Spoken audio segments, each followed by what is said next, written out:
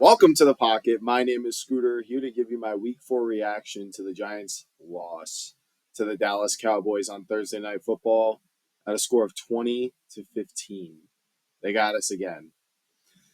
I'm really disappointed that we couldn't pull that one off. The opportunity to win presented itself multiple times, but we just didn't capitalize on those opportunities. So we're going to talk about what happened in the game and what it means moving forward and just how I felt overall. So let's get right into it. Starting with the offense, we'll talk about the good stuff first. We did move the ball passing.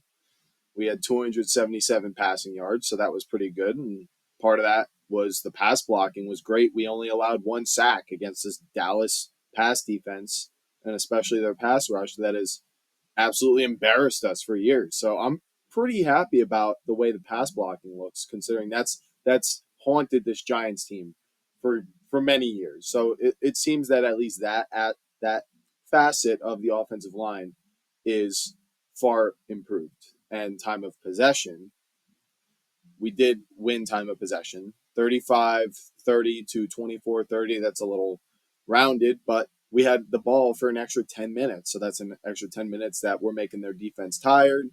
And, it just gives you the opportunity to close out the game and limit their offensive possessions. On fourth down, we were 3 for 4. So you really like to see that. Converting on fourth down is going to be huge for what I'm going to talk about later in this video, being aggressive. And obviously, Malik Nabers was good, even though they were giving him lots of attention.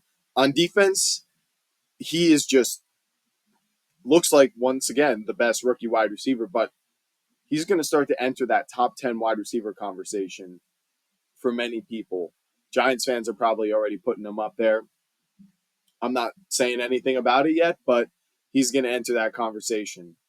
And that's about all the good stuff I can say about the offense. And the bad stuff, not so great. We couldn't score any touchdowns. We kicked 5 field goals.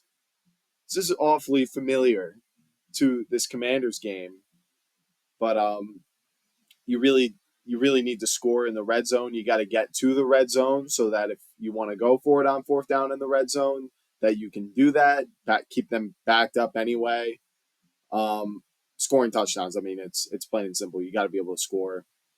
We're 5 for 16 on third down. That's not great. I mean, you want to be close to half or something like that, maybe even better than that, especially if you are going to be this time of possession team, this chew clock team. Converting on third down is huge for that. And another big issue we had was we only connected on one big play. That was to Malik Nabers on that double move, absolutely cooking the Dallas corner. And he was wide open. Wasn't really the greatest throw, I guess.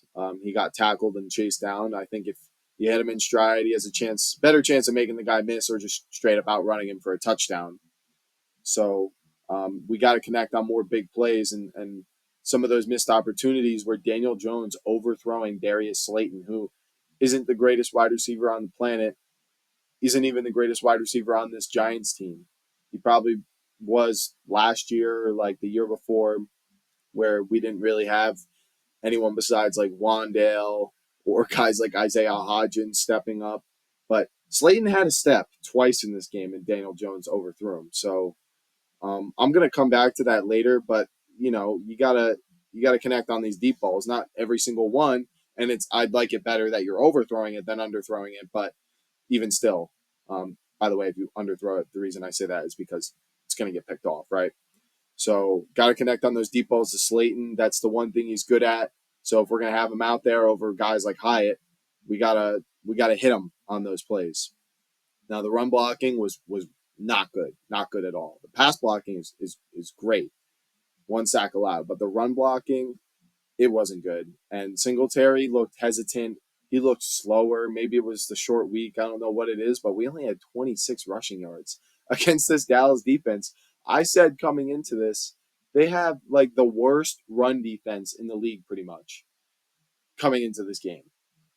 And part of this result could be what Dallas's game plan was, which once again I will get into after we talk about the defense. But 26 rushing yards is not, it's not enough. I don't know what Devin Singletary's yards per carry was. 1.7?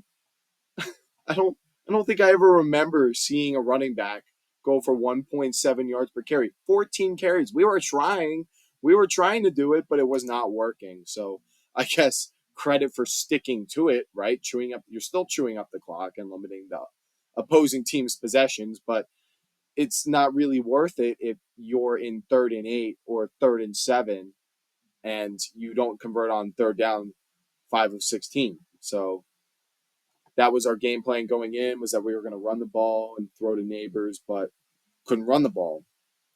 So going on to the defense, the good, we only allowed 20 points. It could have been 23. Aubrey missed that field goal near the end of the game, but that's kind of all I have to say. I mean, all the players, they tackled well. We didn't really give up too many. Kayvon had a sack, so we sacked Dak for what was like the first time in like 5 games or something like that. So there was that, but that's kind of it. Like there were no big plays from this defense, and this goes back to something that I was talking about after the Commanders game, where it was just like you're stopping them from scoring, but they're still on the field, taking time away from our offense. You're not getting more than one sack. You're not forcing turnovers. So I don't really have a lot of good things to say. I also don't have that many bad things. One of the bad things was Deontay Banks. CD Lamb is obviously better than he is, and he's better than most wide receivers in the NFL. Probably top 5, top 3, depending on who you ask. So it was expected that he was going to make a play at some point, but he got beat. Then Tyler Nubin, who I'm super high on, took a really, really bad angle. I mean, Lamb had separation to the inside, and Banks was to the outside. Dak threw a nice ball. He caught it near the inside. It wasn't even really that deep of a ball. Dak hit it right away. He made a really good play there. So Nubin needed to make sure he didn't get beat inside. And that's exactly what he let happen. He took a really, really horizontal angle. CD made an easy cut. It looked so easy. I was watching it live. CD made it looked like he broke his ankles. And then after that, okay, Banks, you're a great athlete. Go chase down CD Lamb. It looked like he wasn't even trying. I really hate to see that. He looked defeated on that play. And I mean, he showed up for the rest of the game, but really, really hate to see that. And like I said, the bad one sack. One sack is not putting that much pressure on Dak. It's not setting them backwards. But I guess Kayvon is starting to play a little bit better. But I'd still like to see the pressures come up. We'll kind of mesh this into talking about Shane Bowen too and the coaching. I feel like the coaches both did a pretty good job and had a pretty good game plan, but there was a real lack of aggressiveness. And we were sending 5 or 6 a lot last week against Cleveland, and it looked like we were getting enormous pressure from like the inside and the outside, and maybe there was a free rusher. They were working great, but I didn't really see that many blitzes in this game, and I'm really confused. If something's not broken, why are you fixing it? Why are you going back? I get the scheme is to rush 4 and get coverage sacks. We're just not getting home with these 4 guys. So you can either continue to lean into it and try to develop them as a unit and a group and try to hope the scheme works, or you can just do what's working. We'll see what happens moving forward.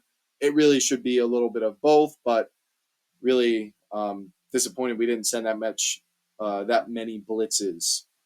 Now, we did only have 4 penalties, and there was some weird penalty stuff going on in this game, but that's a clean game, so the coaches did a good job of, making sure everyone was on the same page and not making critical back-breaking penalties, because I guarantee if we had more, we would have gotten – that's when the floodgates would have opened.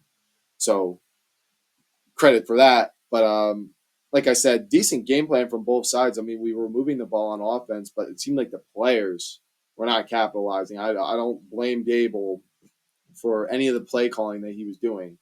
Now, like I said, I feel like we were playing it safe. And on offense, it was the 4th and goal it was like the 3-yard line. We decided to kick a field goal to make it 14-12. If you go for the touchdown there and you get the 2-point conversion, it's a tie game. But if you don't get it, they're backed up all the way on the 3-yard line. So they're not going to get down the field in time to score. I mean, maybe a field goal, but your defense would really have to sell. So I think go for it there, but there's still a whole half of football left. So at the same time, you're taking points. It's kind of hard to hate on that. He was probably thinking, oh, we'll get a touchdown in the second half. So I'm not going to kill him for that. But it was just like for the whole game, there was no real aggressive decision on offense. I guess the double move to Nabers and the shot plays to Slayton were aggressive, but we didn't capitalize. So would like to see a little bit more of aggression out of the coaches. So that's the offense, the defense, and the coaching. So just the game overall, I think Dallas got pretty lucky in this game. The Giants got lucky too. We didn't have that many penalties and a few turnovers from Daniel Jones, would be turnovers called back by penalties. But they got their luck.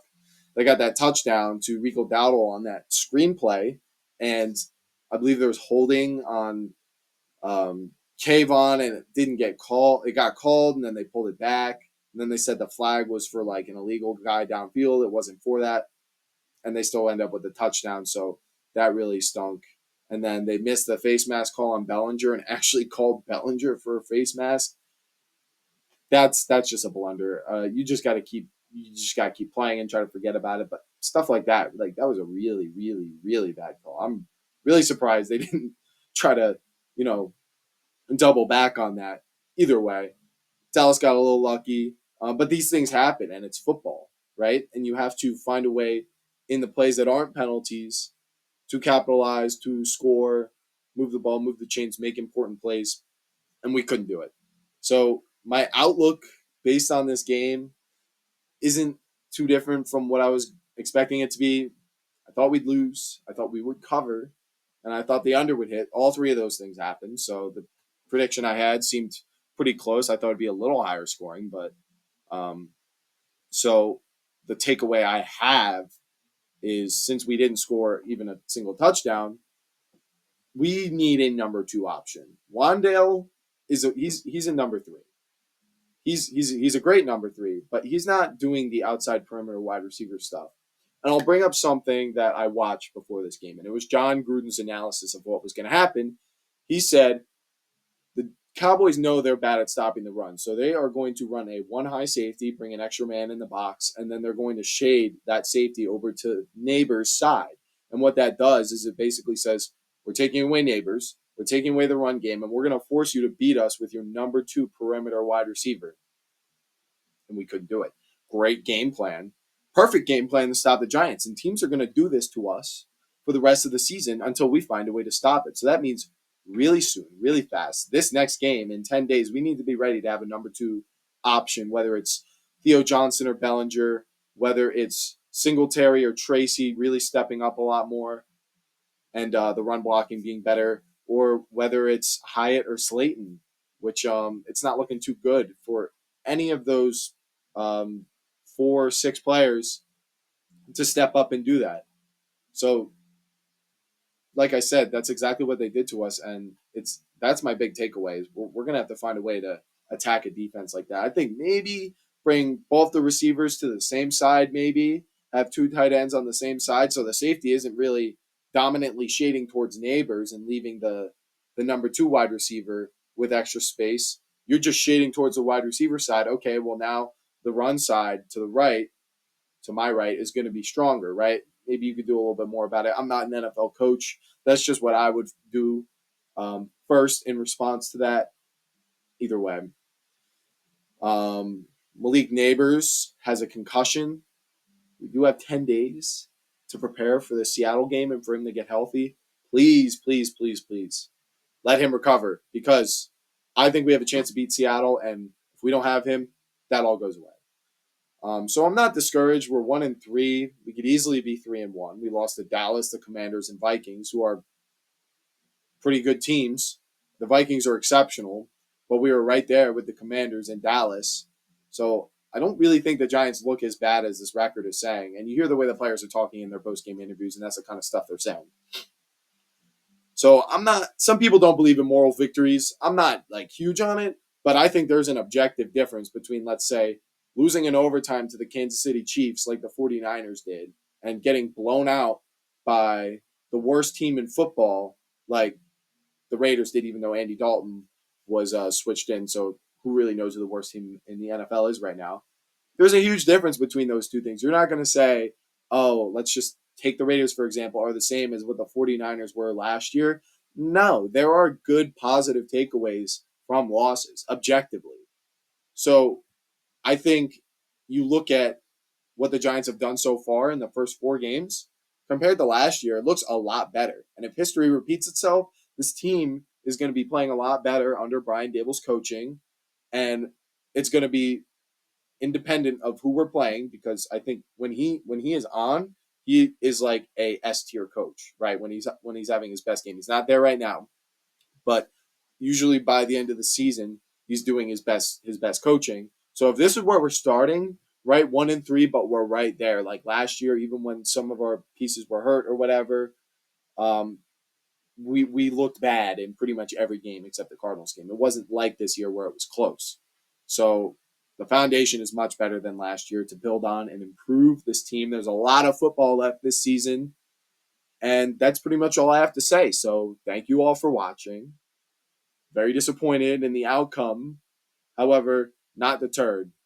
Season's not even a quarter of the way through, and we don't look like we did last year. This is a different team, and it has more strengths than I can remember in years past. So I am cautiously optimistic moving forward. Everyone's going to have to stay healthy. Things are going to have to go right.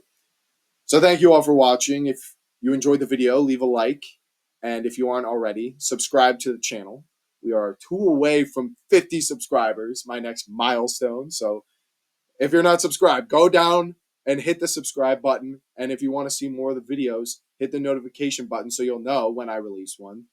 I'm trying to do better with the shorts. It's a little tough sometimes to get them edited the right way and fit them in. So let me know what you guys think about those. Go check them out. If you don't have time to watch these videos, just check out the shorts. It's just my videos chopped up. So thank you again, and I have a nice little break because we played on Thursday night. So my next video won't be coming out until before the Seahawks game, probably around Friday or Saturday. So it's going to be a little bit of time before I see you guys again. So enjoy this weekend of football, and better luck to the Giants moving forward. Peace out.